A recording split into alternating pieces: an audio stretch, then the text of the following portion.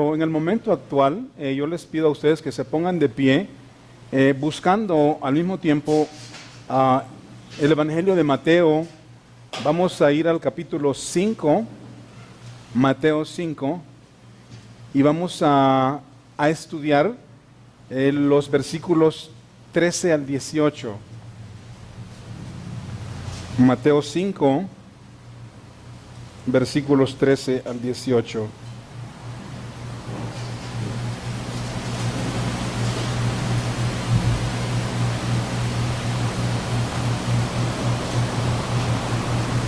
¿Estamos ahí bien ubicados? Dice la palabra de Dios, en el nombre del Padre, del Hijo y del Espíritu Santo. Verso 13 dice: vosotros sois la sal de la tierra. Pero si la sal se desvaneciere, ¿con qué será salada? No sirve más para nada, sino para ser echada fuera y hollada por los hombres. Vosotros sois la luz del mundo. Una ciudad sobre un monte no se puede esconder, ni se enciende una luz y se pone debajo de un almud, sino sobre el candelero, y alumbra a todos los que están en casa. Así alumbre vuestra luz delante de los hombres, para que vean vuestras buenas obras y glorifiquen a vuestro Padre que está en los cielos. Verso 17: no penséis que he venido para abrogar la ley o los profetas. No he venido para abrogar, sino para cumplir. Porque de cierto os digo que hasta que pasen el cielo y la tierra, ni una jota ni una tilde pasará de la ley hasta que todo se haya cumplido.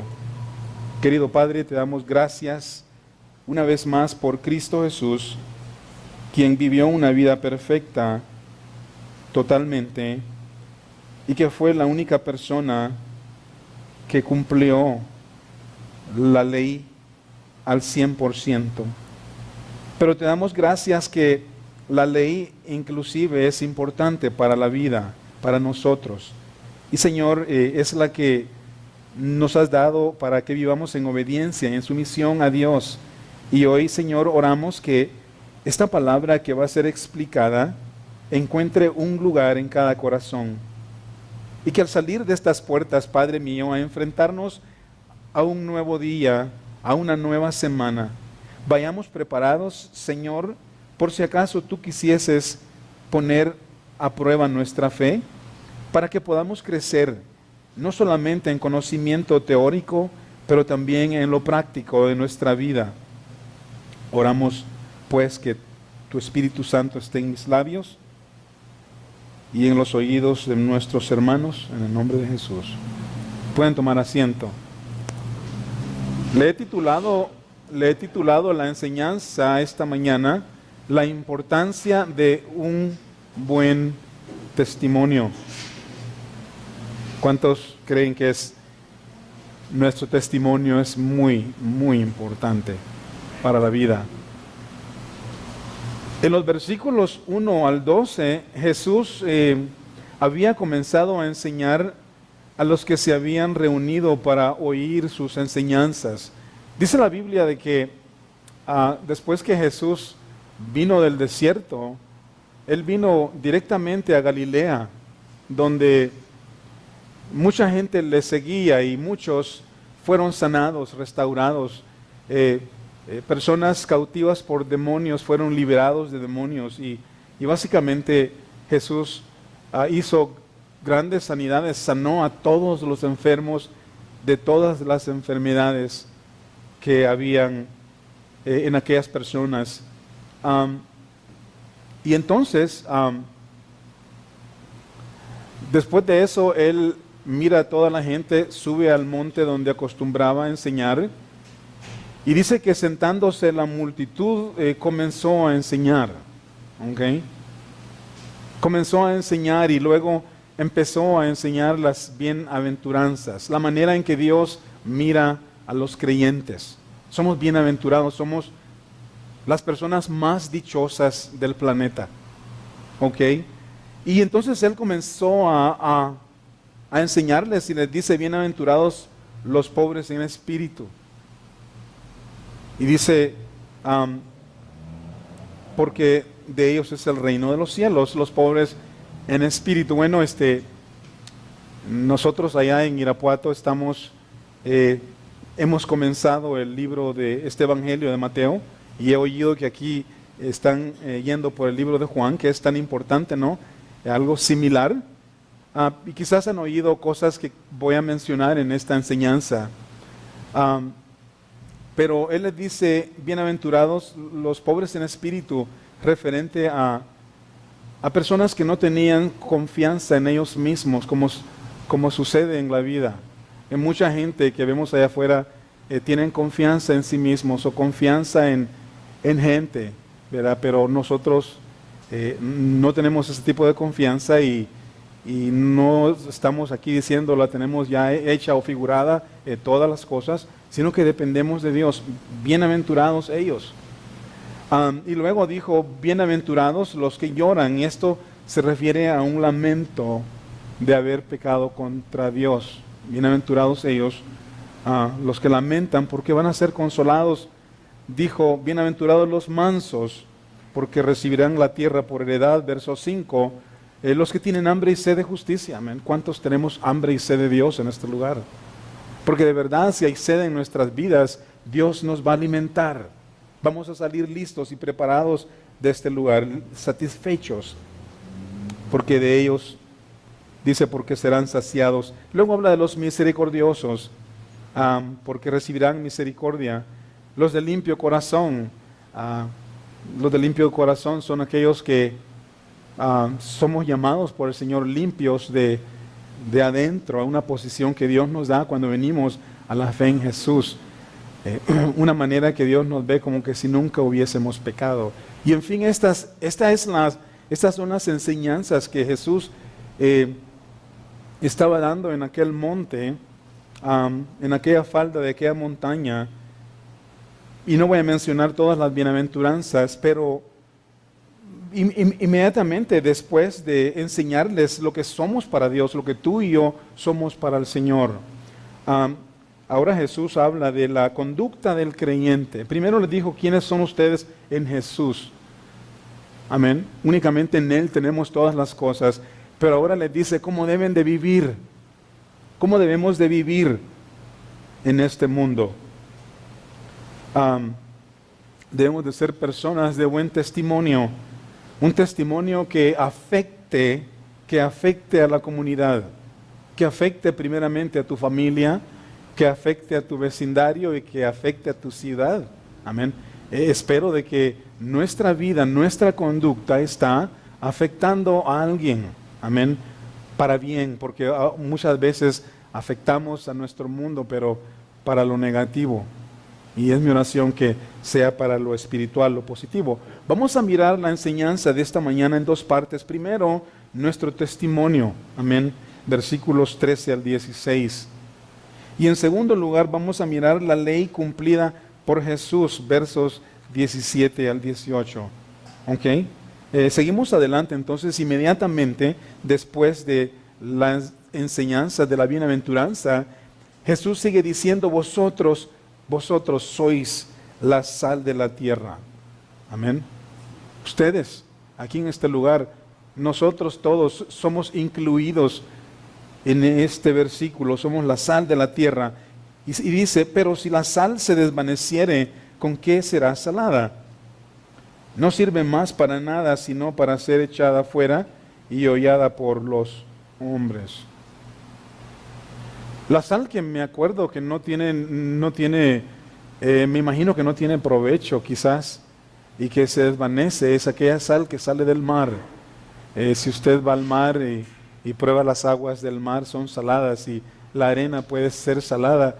Esa sal en la arena es posible que pierda o sea, no es útil para nada. La gente pisa allí y no le hace caso, pero la sal, en verdad, la buena sal, siempre, hermanos, ha ocupado un lugar muy necesario en todas las culturas de todos los tiempos. Amén. La sal es un elemento muy, muy apreciado. No sé si entre nosotros hay alguien que no ocupa sal, cero sal.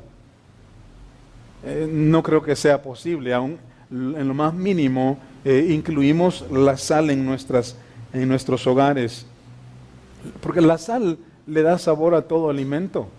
Amén. La sal es muy importante, preserva, la sal es un preservativo.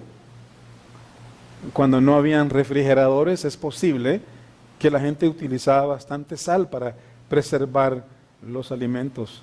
Y yo no sé si usted alguna vez haya intentado, por decirlo así, beberse un caldo de gallina con mucha salsa y tomate, pero sin sal. O tal vez ha intentado comerse una porción de aquella carne asada a la parrilla, pero no tiene ninguna sal. ¿A qué sabrá eso? La verdad yo no sé, no lo he probado. Bueno, algunas veces he probado el caldo que mi esposa prepara en casa. Y como creo que si ella le echa la sal, le queda muy salado. Y luego me dice, ¿por qué no le echas sal tú? Y luego yo, ¿estás segura? Yo pruebo el caldo de frijol y sale raro, feo, rancio, horrible, ¿no? Sale horrible.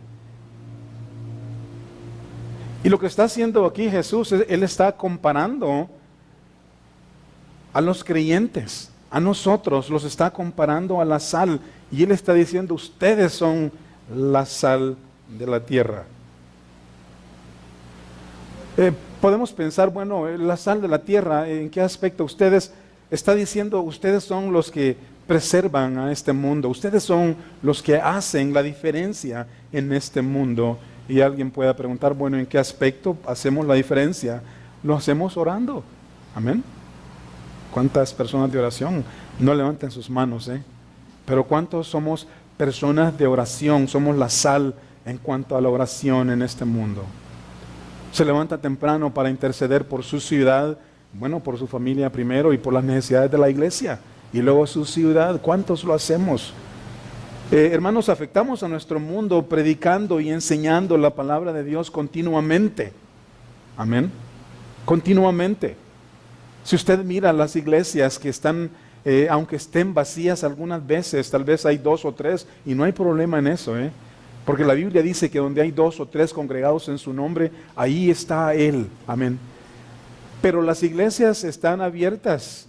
Somos la sal en la tierra en el aspecto de enseñar y de traer la palabra de Dios continuamente, fielmente. Amén. Hacemos la diferencia. Pero también lo hacemos con nuestro testimonio, y que es lo más esencial para que el mundo conozca la sal, que se dé cuenta que hay algo diferente, que somos la sal de la tierra. Amén. Así que yo les animo a ustedes, inclúyanse, son ustedes parte de ese elemento para preservar a nuestro mundo, para hacer resistencia a nuestro mundo. Y en el verso 14 nos da la misma idea, solo que nos da un cuadro diferente. Nos habla de la luz del mundo. Dice, vosotros sois la luz del mundo. Amén. La luz. Una ciudad asentada, dice, no se puede esconder. Es imposible encender una luz y que no se vea su reflector.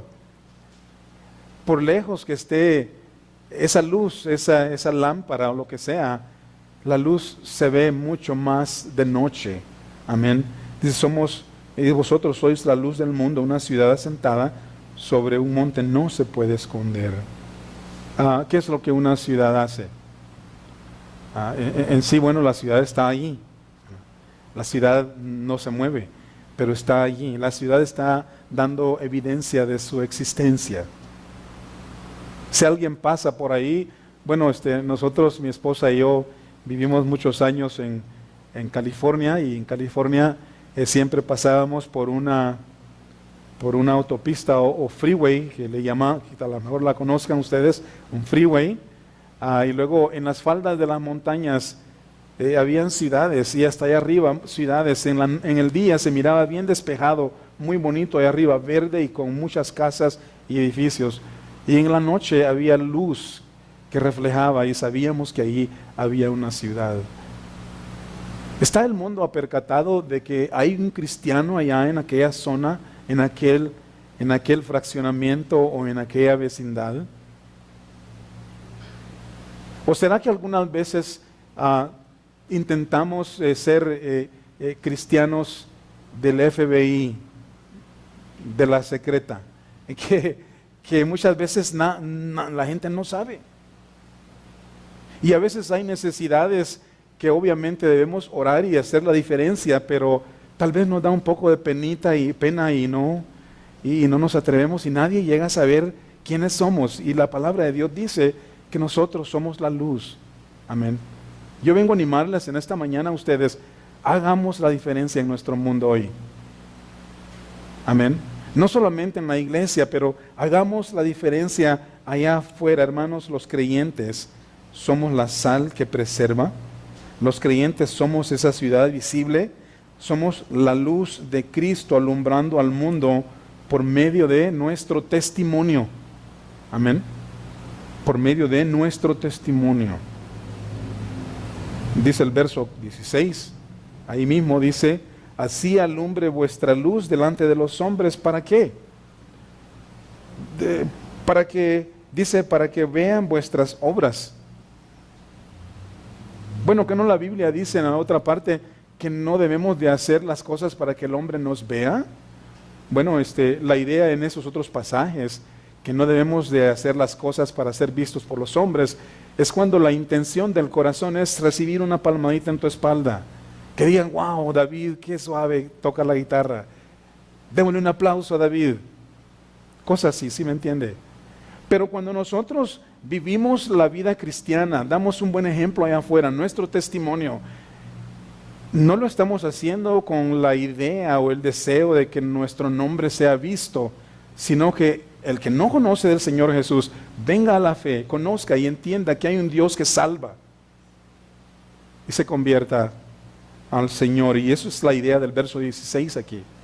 Dice, alumbre vuestra luz delante de los hombres para que vean vuestras buenas obras y glorifiquen a vuestro Padre que está en los cielos.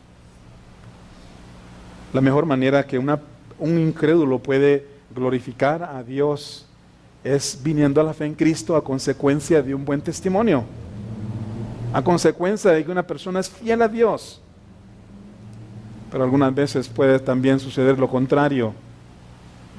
En vez de decir, oh, aquí Dios en realidad se manifiesta, pueden decir lo contrario. Y yo quiero preguntarte en esta mañana, ¿cómo está la sal de tu vida? Amén. Tú eres la sal. ¿Cómo está la sal de tu vida? ¿Cómo es tu testimonio al mundo? ¿Todavía la sal está fuerte como para hacer la diferencia, dar sabor, que el mundo conozca? ¿O está perdiendo su efecto? ¿O cómo es la luz de tu vida? ¿Cómo está la luz de tu vida? ¿Cómo están los bombillos de tu fe, podría decirte? ¿Saben que los bombillos de la fe algunas veces se queman? Y hay que vivirlos reemplazando. Y lo hacemos a través de lo mismo, la oración, la lectura, la meditación de la palabra, reunirnos, compartir, orar y todo eso. Amén. Pablo dijo a Timoteo, ahí en 2 Timoteo dijo, 2 Timoteo 1:6, por lo cual te aconsejo, le dice, que avives el fuego del don de Dios que está en ti. Si esa palabra es para nosotros, que nosotros tenemos la responsabilidad de avivar el fuego de Dios en nuestras vidas y lo hacemos metiéndonos con Dios de verdad, no jugando a la iglesia. Avives el fuego del don de Dios que está en ti por la imposición de mis manos. Y yo pregunto aquí, ¿cuál sería la razón de esta exhortación a Timoteo? ¿Cuál sería? ¿Sería que Pablo estaba o no estaba satisfecho con el nivel de fidelidad de Timoteo hacia Dios? Quizás no estaba satisfecho. En realidad no sabemos. En otra ocasión tenemos a Pablo exhortando a Timoteo que se presente bien equipado como alguien que no tiene de qué avergonzarse para dar la verdad. Pero aquí en realidad no sé. Pero una cosa sí entiendo muy bien, ¿eh?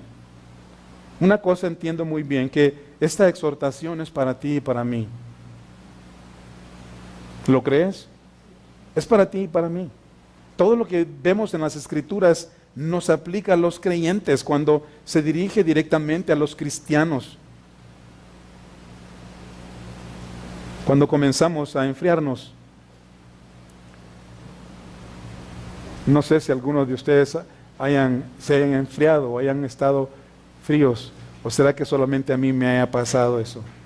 Hermanos, a mí me ha pasado eso. Sucede. Somos seres humanos, estamos también envueltos con esta naturaleza y vienen tiempos difíciles y nos pasan cosas que a veces la pensamos, pero ¿sabe qué? Dice: aviva el fuego del don de Dios. Es tu responsabilidad de venir a Él, permanecer en Él. Porque muchas veces, como digo, nos enfriamos o comenzamos a enfriarnos y la oración deja de tomar prioridad en tu vida para aquellos que oran, ¿eh? Porque les aseguro de que no todos oran dentro de un rebaño. Hay muchas personas que no les gusta orar y dicen: bueno, es que esa no es mi fuerte.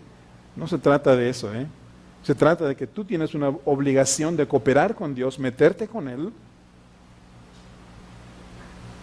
Si de verdad quieres ver resultados espirituales en tu propia vida.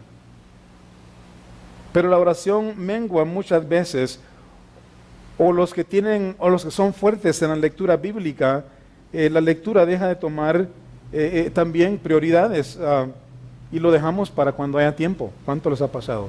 Que se atravesó algo más importante y luego no es que hoy lo dejo para mañana, ¿sí? Y les comento, nos pasa a los pastores también. Y una de las cosas que un pastor me dice: ¿sabes qué? Cuando me dice cuando por alguna razón no leo las Escrituras en aquel día, me dice: el siguiente día leo lo doble para... Va a pasar algunas veces que van a venir momentos de ocupación grande en tu vida y el tiempo va a pasar, pero ¿sabes una cosa? Ojo con esto, examínate, vuelve nuevamente, renuévate en el Señor, aviva ese fuego de Dios en tu corazón, amén. No dejas que se apague. Y si ya estás apagado, por casualidad ya estás apagado, clama a Dios como lo hizo David. ¿Sabían ustedes que a David se le apagó el foco también?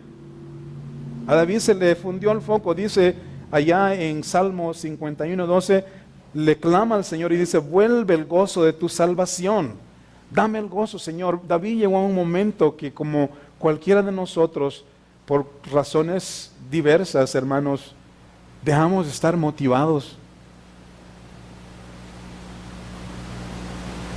Perdemos ese hilo, perdemos la línea, y Él le dice: vuélveme el gozo de tu salvación. Yo quiero volver a sentir lo que antes sentía. Y eso es lo que yo te animo a ti, que Dios te vuelva donde estabas antes, y mucho más, que te prospere, que te dé gozo. Y dice: y espíritu noble, y espíritu noble me sustente. Y en el verso 3 tenemos la idea de que mientras David se encontraba en el pozo de la desesperación, hundido en la angustia, no podía ni siquiera hablarle a nadie. ¿Puedes tú dar testimonio de Cristo Jesús cuando no quieres ni leer la Biblia, menos orar? ¿Cuál es el ánimo o el número de ánimo que hay en tu ser? No hay ánimo, no queremos. Y es ahí donde David le dice: Señor, vuélveme el gozo de tu salvación. Entonces, verso 13, enseñaré a los transgresores tus caminos. Cuando tú ya me has vuelto a donde yo estaba, ¿se dan cuenta? Le pasó a David y nos puede pasar a cualquiera de nosotros. Y la obligación es tuya. Dios lo dice: aviva el fuego del don de Dios en tu vida. Y si tú no quieres, vas a sufrir las consecuencias.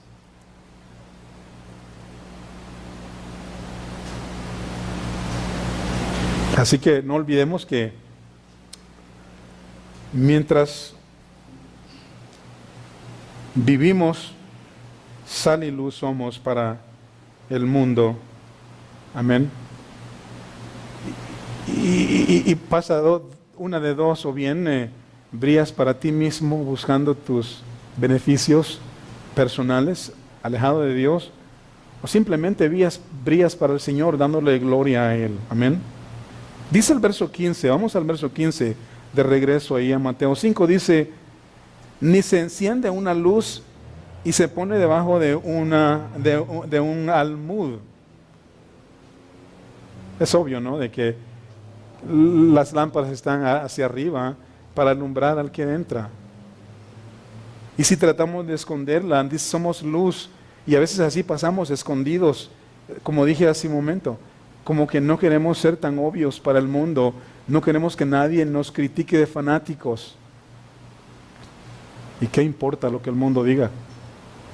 Lo que importa es lo que Dios dice de ti. Amén. Así que si nos hemos escondido un poquito, así medio, debajo en lo oculto, sal de ahí. Date a conocer. Glorifica al Señor y deja que otros glorifiquen por tu obediencia a Él. Y dice, así alumbre, verso 16 una vez más, así alumbre vuestra luz delante de los hombres, para que vean vuestras buenas obras y glorifiquen a vuestro Padre que está en los cielos. Amén. ¿Se dan cuenta? La importancia es que nosotros seamos testimonio al mundo para que ellos glorifiquen a Dios. Evita ser un mal testimonio. Evita que otros hablen mal de la fe, blasfemen a Dios por nuestra mala conducta. Amén. Si la gente habla cosas raras que no, o sea, ofenden a Dios, y luego tú sabes que no es cierto. Amén. Qué bueno que están diciendo cosas que no son. Amén. Bienaventurado, Jesús dijo al final en el verso 12, creo, que somos bienaventurados cuando la gente dice toda clase de males mintiendo. Que si alguien blasfema el nombre de Jesús, no sea por tu culpa, sea porque realmente de plano el mundo o esa persona odia a Dios. ¿Ok? Sí, es importante.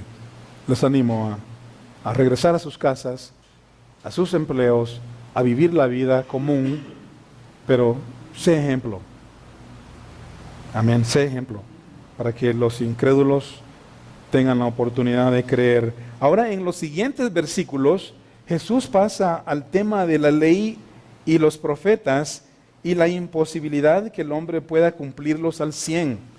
La enseñanza incluye a judíos y a creyentes por igual, y desafortunadamente no voy a poder desarrollar más de lo que yo escribí aquí, pero si Dios permite, el día miércoles estaré aquí con ustedes para analizar los siguientes versículos que están ligados a este tema, al tema de la ley, donde es que solo Jesús pudo cumplir. Entonces dice, vamos al verso 10 y 17, dice, no penséis, dice ahora Jesús, no penséis que he venido para abrogar la ley o a los profetas. No he venido para abrogar, sino para cumplir. Por eso le decía en un principio, Jesús cumplió la ley, sí, al 100. Amén. Dios Padre quedó satisfecho de manera total con la vida de Jesús. Y no piensen ustedes que he venido a abrogar la ley. Recordémonos, hagamos memoria, regresemos allá donde Jesús estaba enseñando en la montaña. Y ahí en ese montón de gente esparcida en todo lugar, ahí había todo tipo de gente, inclusive judíos, me imagino fariseos, seduceos, escribas. Ahí habían judíos, líderes de la ley. Y Jesús les está diciendo a ambas tipos de personas, yo no he venido para abrogar la ley. La palabra abrogar simplemente significa abolir. o cancelar o revocar o sea, cortarla, esto ya no sirve, ya no funciona.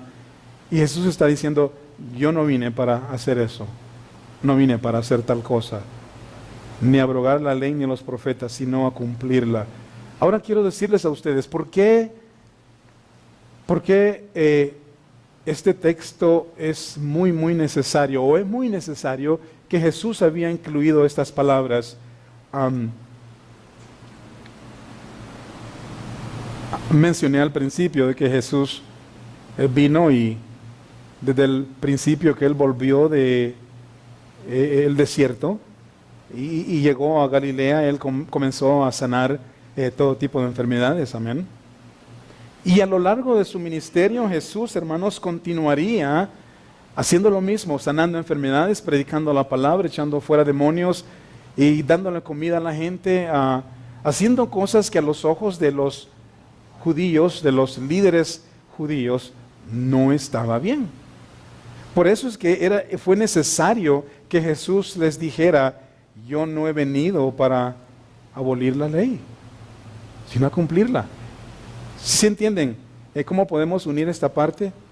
De que es necesario que ellos oigan, porque en el futuro ellos van a estarle reclamando, van a estar tras Él, van a estarle ofendiendo, van a estar buscando maneras de cómo agarrarlo en algún error. Y Jesús les dice así, verso 18, les dice, porque de cierto os digo que hasta que pasen el cielo y la tierra, ni una jota ni una tilde pasará de la ley. ¿Ok? Hasta que todo haya sido cumplido. Noten esto. Porque de cierto os digo que hasta que pasen el cielo y la tierra, ni una jota ni una tilde pasará de la ley hasta que todo sea cumplido. Ahora bien, allí en 2 Pedro 3, 11 al 13, nos está diciendo de que los cielos y la tierra, los que hoy vemos, un día van a ser reemplazados. ¿Ok? Pero no noten esto, de que el versículo 18 nos está diciendo que mientras eso todavía no sucede, la ley sigue funcionando, ¿sí? Dice que la ley sigue en pie. Y muchos dicen, bueno, es que no vivimos bajo la ley. Pongan atención a esto. Y si acaso al final de esta enseñanza como que están medio confundidos, pregúntenle a Héctor. Pero hermanos, hay gente que dice, bueno, es que no estamos bajo la ley, sino bajo la gracia. Y creen que la ley ya no es necesaria. Y es cierto, pongan atención a esto. Es cierto que la salvación es por gracia. ¿Ok? Eso es muy verdadero. Y no por las obras de la ley. Somos salvos por la gracia y no por la ley. Pero la ley sigue siendo sumamente importante, muy necesaria para la vida. Obviamente es necesaria para la vida. Y alguien diga, bueno, ¿cómo es eso? Si Dios me salvó por gracia y no por obras, Efesios 2, 8 al 9. ¿Cómo es eso? Que es necesaria para vivir. ¿O cómo es posible eso de que si yo he sido justificado por la fe, Romanos 5, 1, justificados pues por la fe, tenemos paz para con Dios, dice, por medio de nuestro Señor Jesucristo? Pero yo le pregunto a usted hoy en esta mañana, ya que usted no me puede hacer preguntas a mí. Yo les pregunto, digo, imagínense ustedes cómo sería un mundo sin ley. ¿Cómo sería? ¿Cómo sería la vida sin ley?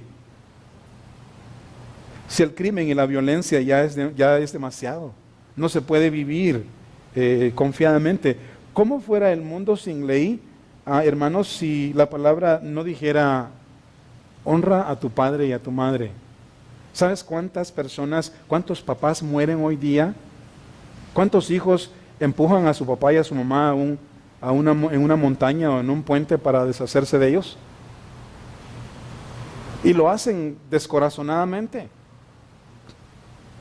Imagínate tú si no tuviéramos ley. Y esa es ley que básicamente Dios ha impuesto en el corazón del ser humano, creyentes y no cristianos, por general. Por eso es que no se debe matar. Pero imagínese usted de que si no hubiera el mandamiento que dijera no matarás, imagine cuántos matan aún así. ¿Se da cuenta de la necesidad de la ley? O el mandamiento dice no cometerás adulterio, dice no robarás. ¿Cuántos robos hay en nuestras ciudades? O no hablarás falsos testimonios, no codiciarás la mujer de tu prójimo. ¿Cómo fuera nuestro mundo sin ley, con tanta violencia? Pregúntate tú ahí mismo y date la respuesta. Lo puedes ver todos los días. Es un caos. No se puede vivir confiadamente. La ley, en otras palabras, es necesaria para la vida por causa de las transgresiones. Y es más, la ley no fue dada al cristiano, sino que la ley fue dada al malo, para que la ley le juzgue. ¿Están conmigo?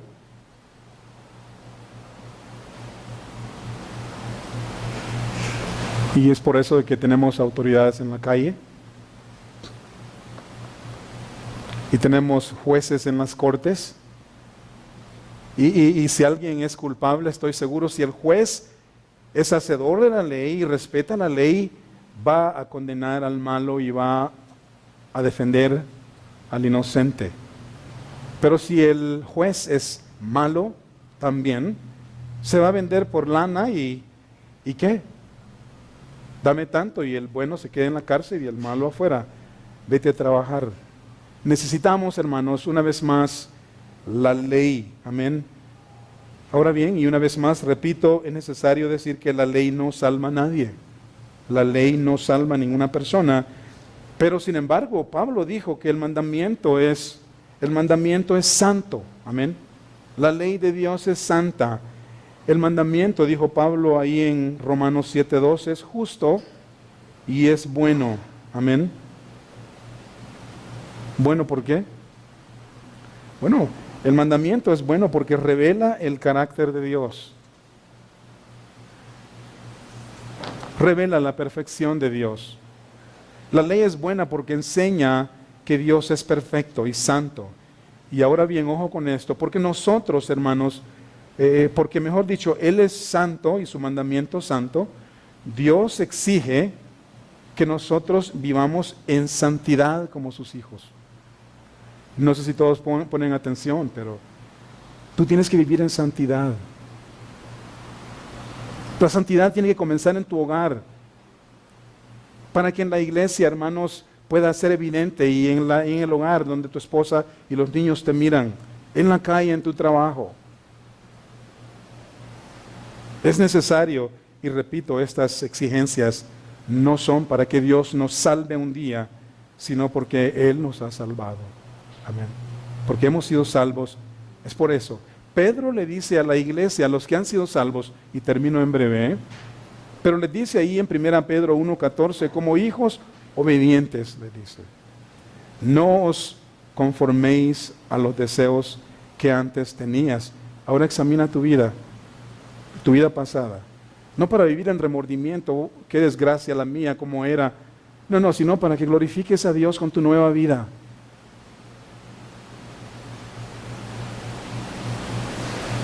Como hijos obedientes, no os conforméis a los deseos que antes teníais, estando en vuestra ignorancia. ¿Cómo era tu forma de vida? Amén. Y si tu vida ya ha cambiado, dale gloria a Dios. Esa vida pasada ya quedó atrás. Pero yo a veces hago memoria de mi propia vida pasada. Y no lo hago para vivir decepcionado, sino para glorificar a Dios, porque de qué distancia Él me trajo al mundo, al tiempo presente. De cuántas dificultades Dios me ha librado, Dios me ha salvado de la muerte, aun cuando yo era digno de morir. Hermanos, Dios no permitió. Pero ¿cómo era tu vida?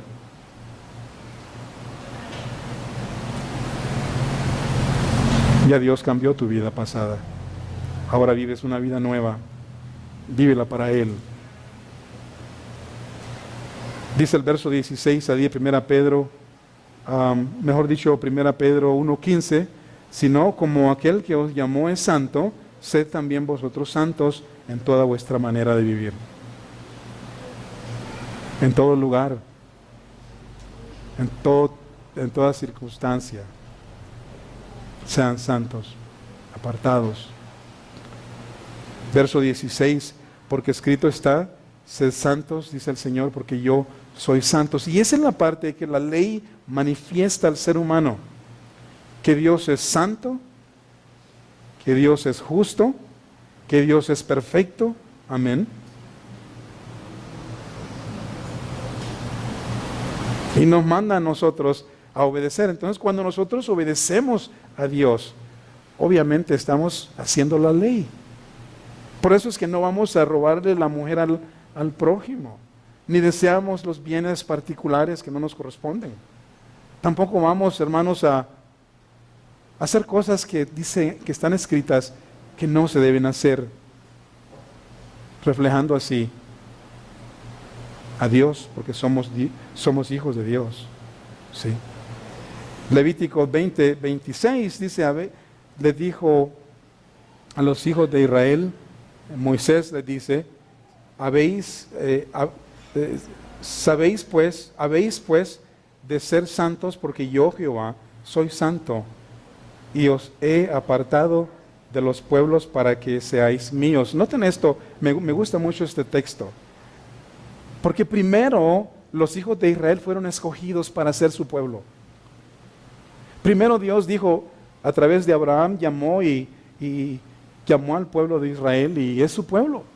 Pero ahora les da la ley y les está diciendo, ahora que ustedes son míos, son mi pueblo, necesitan reflejarme a mí.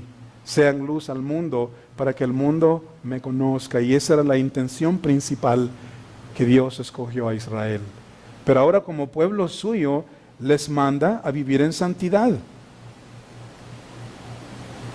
Leo todo el versículo una vez más. Dices, habéis pues de ser santos, porque yo, Jehová, soy santo, y os he apartado de entre los pueblos para que me seáis míos. Noten eso, qué bonito. Las demás naciones vivían como querían, pero ustedes son míos, no pueden hacer eso. Tienen que reflejarme a mí.